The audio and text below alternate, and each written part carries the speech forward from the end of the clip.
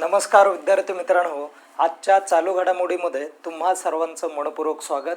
विद्यार्थी मित्रांनो, चालू घडामोडी म्हटलं की वेगवेगळ्या स्वरूपाचे जे काही प्रश्न असतात तुम्हाला या ठिकाणी बघायला मिळतात. व्हरायटी ऑफ क्वेश्चन्स चालू घडामोडीच्या संदर्भात तयार होतात आणि याचा जास्तीत जास्त सराव व्हावा म्हणून आपण आवर्जून काय करत असतो की प्रत्येक लेक्चरमध्ये 10 तरी प्रश्न तुम्हाला घेऊन येण्याचा प्रयत्न करतो आणि हे प्रश्न तुम्हाला परीक्षेसाठी फायदेशीर ठरतात. शौर्य अकॅडमी तुमच्यासाठी नेहमी तत्पर असणार आहे आणि त्यासाठी तयारी चांगली जोरात राहू द्या. वेगवेगळ्या परीक्षेची तयारी करत असाल तरी हरकत नाही आहे. आणि विद्यार्थी मित्रांनो, आजच्या या भागामध्ये जेवढे काही प्रश्न आहेत ते विश्लेषणाच्या माध्यमातून समजून सांगण्यासाठी मी असिस्टंट प्रोफेसर रमेश घोरपडे आपला हा पहिला प्रश्न आहे. प्रश्न आपण जाणून घेऊ. बघा काय म्हटलंय, महिला T20 विश्वचषक स्पर्धा ही या स्पर्धेची कितवी आवृत्ती आहे अशा प्रकारचा प्रश्न पडू शकतो. आवृत्तीवरती पण प्रश्न बऱ्याचदा परीक्षेला आलेला आहे आणि ही जी स्पर्धा आहे मित्रांनो, ही स्पर्धा किंवा हिचा आपण अगोदर आवृत्ती समजून घेऊयात. उत्तर काय असणार आहे, 10वी आवृत्ती असणार आहे. आणि ही स्पर्धा कधी चालू होणार आहे ते एकदा मी सांगतो तुम्हाला.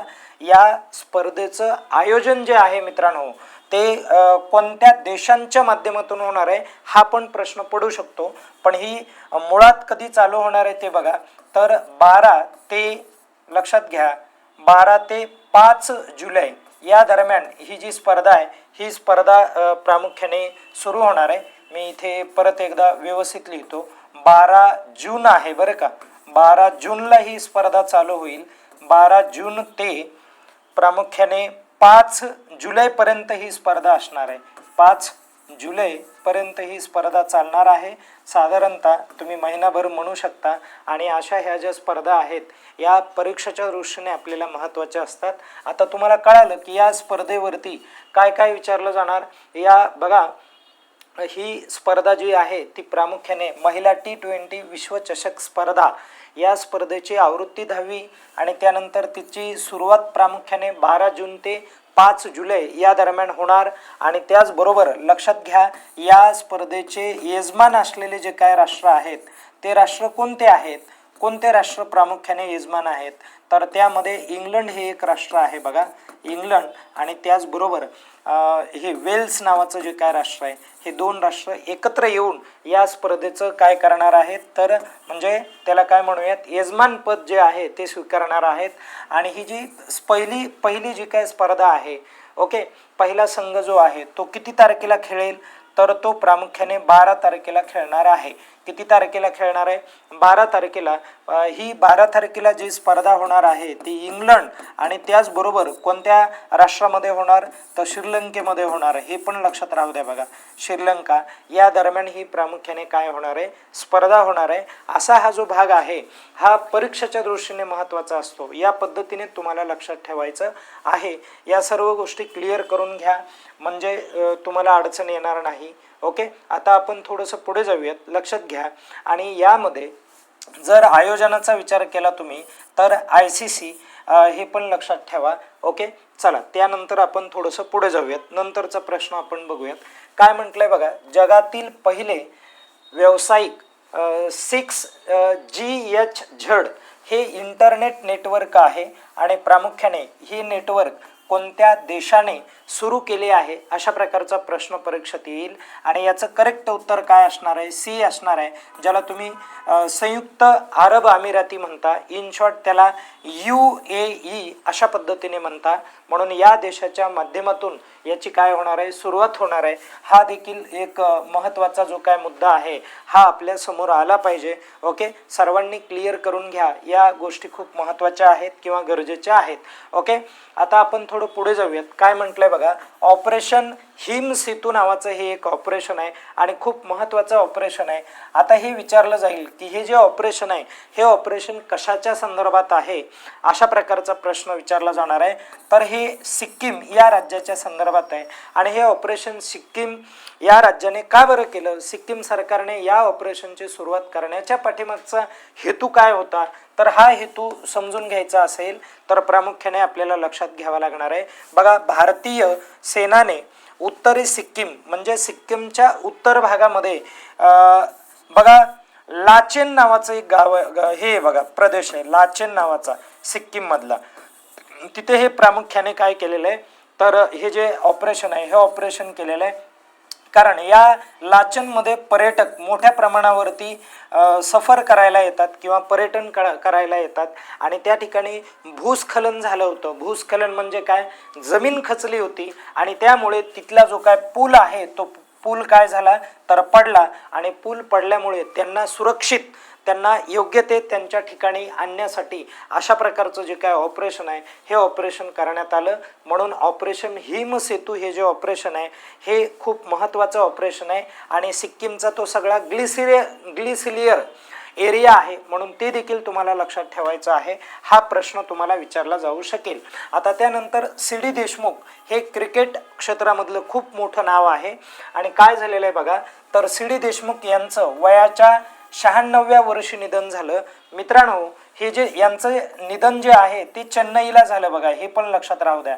चेन्नई जे आहे या चेन्नईला त्यांचं काय झालं तर निधन झालं.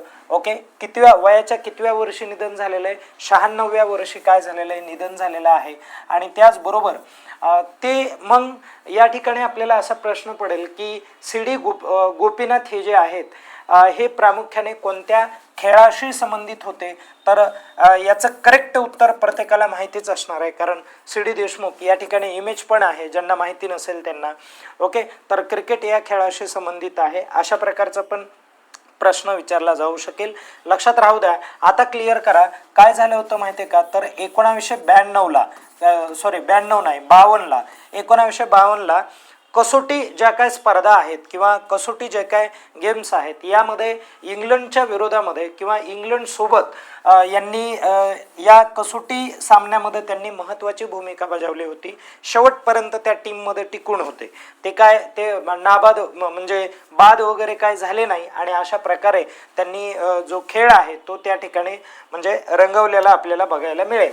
आता बघा ऑस्ट्रेलियातील डेकिन बरं का, लक्षात राहू द्या, डेकिन विद्यापीठाने कृत्रिम बुद्धिमत्तेला AI ज्याला आपण म्हणतो तर कृत्रिम बुद्धिमत्तेला चालना देण्यासाठी म्हणजे प्रोत्साहन देण्यासाठी कोणत्या राज्यासोबत सामंजस्य करार केलेला आहे. हा करार खूप महत्त्वाचा असतो. सामंजस्य करार कोणत्या राज्यासोबत केलाय तर हे प्रामुख्याने आपल्याला कळायला पाहिजे. तर त्याचं करेक्ट उत्तर आहे बघा तेलंगणा. कोणत्या राज्याबरोबर करार केलेला आहे, तेलंगणा या राज्यासोबत करार केलेला आपल्याला बघायला मिळणार आहे. म्हणून हे देखील लक्षात राहू द्या. तर डेक्कन युनिव्हर्सिटीचा लोगो आहे, याच्याकडे पण थोडंसं लक्ष द्या म्हणजे त्या तुमच्या माइंडमध्ये या सर्व ज्या काही गोष्टी आहेत त्या स्टोअर होतील. कारण आपल्या माइंडला इमेजेसची खूप गरज असते. जास्तीत जास्त डेटा लक्षात ठेवायचा असेल तर इमेजद्वारे आपण ठेवू शकतो. 1950 मध्ये आसामची निर्मिती झाली. ठीक आहे, आसाम या राज्याची निर्मिती झाली आणि त्यानंतर परत पुढे मला तुम्ही आसामची राजधानी सांगा बरं कमेंट करून. आसाम राज्याची निर्मिती झाल्यापासून कोणत्या वर्षी सर्वाधिक 85.91% मतदानाची नोंद जी आहे ही नोंद या ठिकाणी झाली. म्हणजे 1950 पासून आलं लक्षात, 1950 पासून तर 2026 पर्यंत ही नोंद तुम्हाला दिसून येईल. म्हणून आपलं उत्तर करेक्ट कोणतं असलं पाहिजे, डी असलं पाहिजे. लक्षात राहू द्या, सर्वात जास्त मतदानाची नोंद झालेली तेवढं मतदान केलेलं आहे. आता बघा भारत पेट्रोलियम कॉर्पोरेशन लिमिटेड म्हणायलंय ज्याला आपण BPCL असं म्हणतो बघा. लक्षात राहू द्या, भारत पेट्रोलियम काय तर भारत पेट्रोलियम लिमिटेड आजचे जे काय अध्यक्ष आहेत बघा आणि त्याचबरोबर व्यवस्थापकीय संचालक जे आहेत किंवा या पदी कुणाची नियुक्ती करण्यात आली तर याचं या इमेजवरून तुमच्या लक्षात येत असेल बघा. तर यांचं करेक्ट उत्तर काय आहे तर संजीव खन्ना असं त्यांचं उत्तर आहे. संजय खन्ना, संजीव नाही, सॉरी. तर काय उत्तर आहे त्यांचं, संजय खन्ना आहे. इथे पण दिलेलं आहे. ओके, चेअरमन आणि ज्यांना आपण मॅनेजिंग डायरेक्टर असं म्हणणार आहोत. मॅनेजमेंट यांच्या माध्यमातून होणार आहे. कुणाचं, BPCLचं मॅनेजमेंट होणार आहे. ओके, खूप मोठं नाव आहे. या व्यक्तीकडे दुसरं कोणतं पद होतं या अगोदर ते एकदा मला तुम्ही कमेंट करून सांगा. पुढे जाऊयात. कोणत्या देशाने 15 वर्षाखालील मुलांसाठी सोशल मीडिया वापरावर प्रामुख्याने बंदी घातलेली आहे असा कोणता देश आहे असं तुम्हाला या ठिकाणी विचारलं जाऊ शकतो. आणि हा प्रकार मोठ्या प्रमाणावरती पुढे येत आहे तो देश ग्रीस आहे, ज्याला तुम्ही ग्रीक असं पण म्हणू शकता, तर तो देश आहे. आपण पुढे जाऊयात, नंतरचा भाग बघूयात. बघा काय म्हटलंय, पुणे हा जो जिल्हा आहे या जिल्ह्यामध्ये खूप चांगला एक निर्णय घेण्यात आला.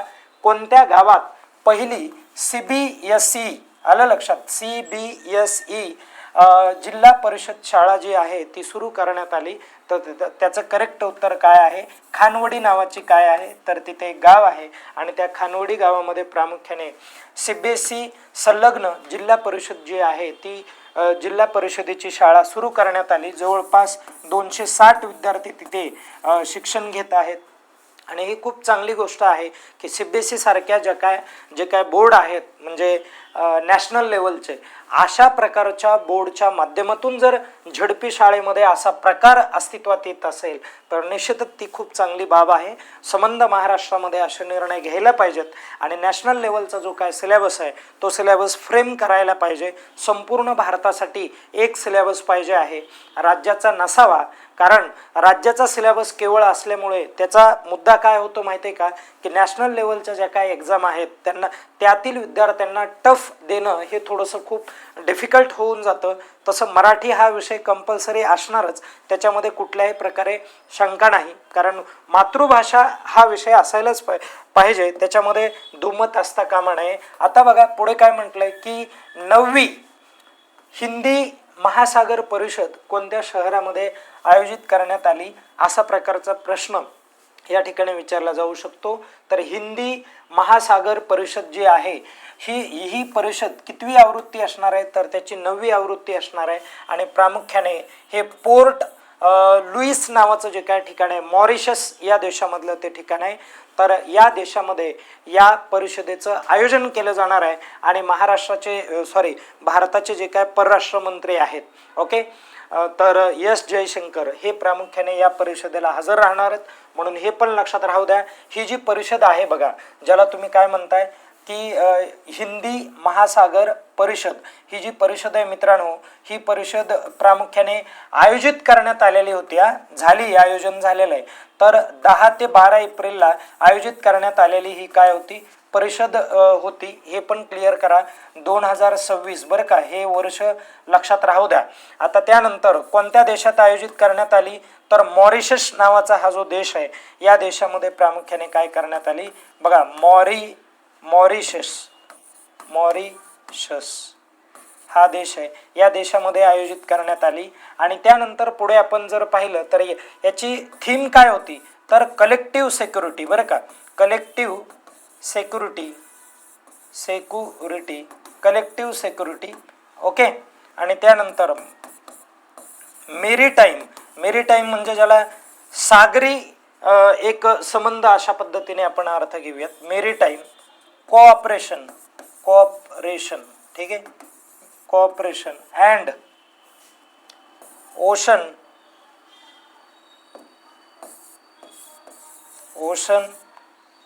गव्हर्नन्स,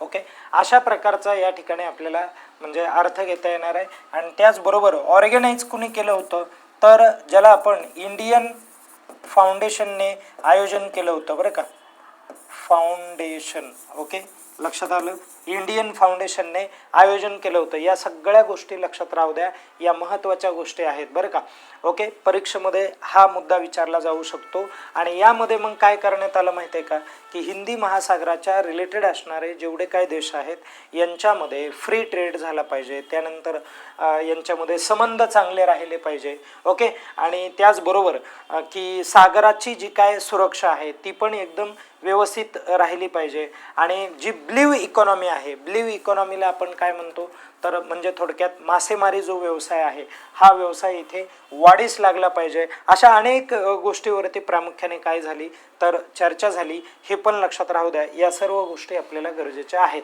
ओके, परीक्षेच्या दृष्टीने ते लक्षात ठेवावं लागेल. या ठिकाणी आपला हा एक शेवटचा प्रश्न होता, इथे आपण थांबणार आहोत. तुम्हाला काय अडचण असेल तर कृपया मला कमेंट करून सांगा, म्हणजे आपण त्या पद्धतीने त्या मुद्द्यावरती बोलूयात नेक्स्ट लेक्चरमध्ये. ठीक आहे, धन्यवाद.